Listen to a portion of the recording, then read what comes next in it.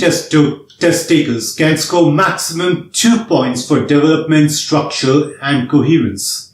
These are easy 2 points, yet we find that most test takers are only able to score 1 for this enabling skill.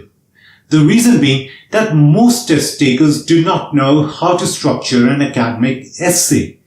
They know the basics, that there are 3 parts, namely introduction, body, and conclusion in an essay.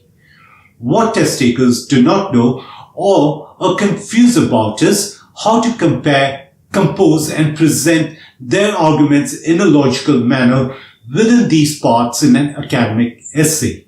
In this video, I will present strategies and tips to clearly express your ideas, thoughts, or opinions in an academically coherent way. It is common knowledge that in an academic essay, introduction comes first, followed by body and conclusion.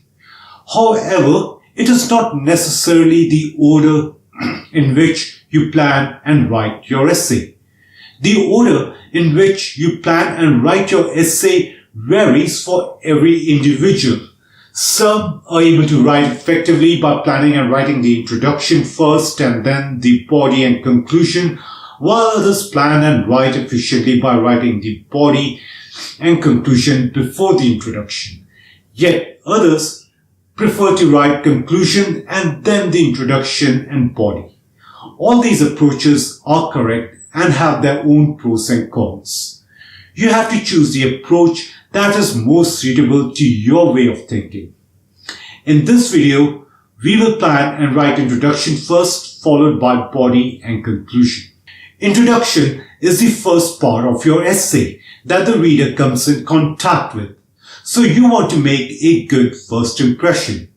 It is here that you give an overview of the subject of your essay, how you're going to develop these subject or arguments in the essay. The object of your introduction should be to help your readers make sense of how you will develop the subject or arguments in the essay.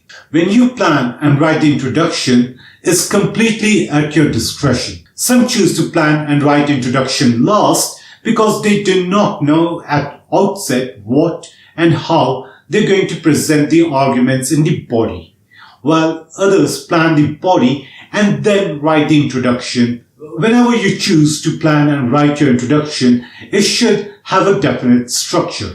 Always use the first sentence or part of the introduction to introduce the reader to the subject or topic of the essay.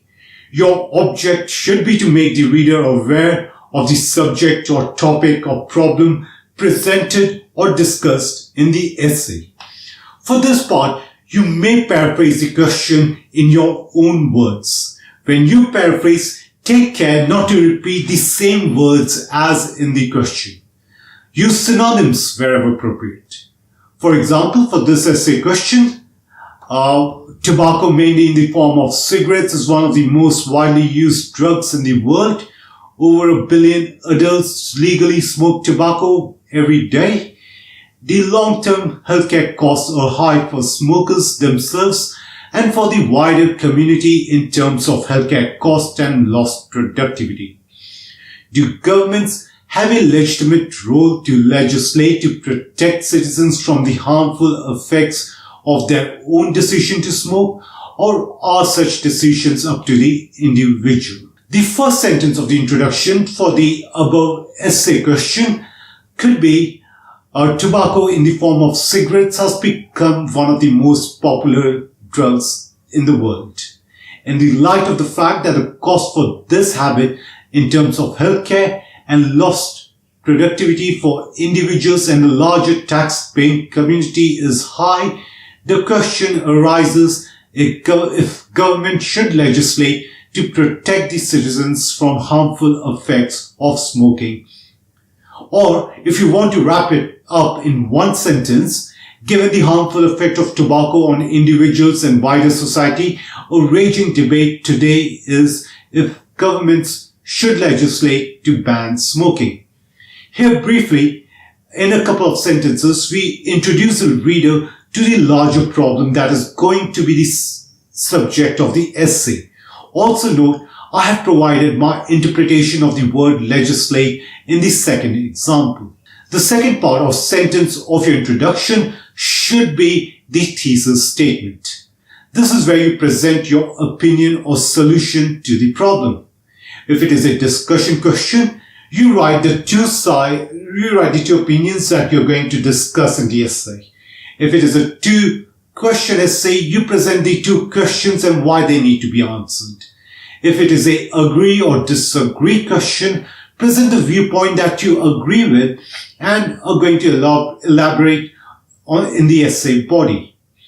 For example, in the give your opinion question, example question, your thesis statement could be, this essay agrees that individual actions such as smoking, which has high health and financial costs for the larger society, need to be regulated by the government.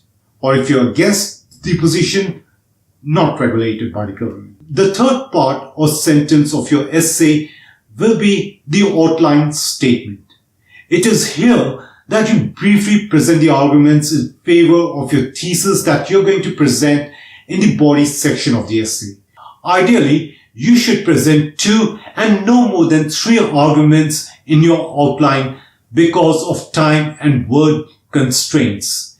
If it is a discussion or 2-question essay, present what aspects related to those opinions or questions you're going to discuss.